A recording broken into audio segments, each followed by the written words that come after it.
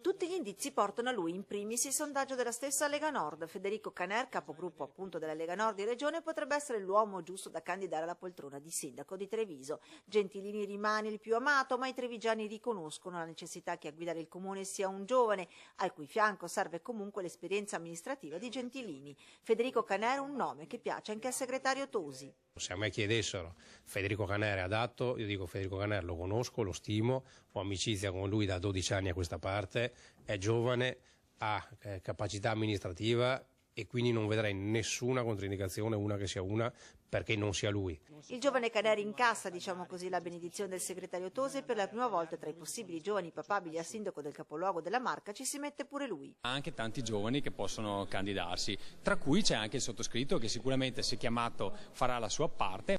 Ma la Lega non scorda chi da sempre è il simbolo del Carroccio nella Marca, ovvero il vice sindaco uscente Giancarlo Gentilini, pronto a sua volta a ricandidarsi. Il futuro sindaco dovrà in qualche modo fare i conti con lui.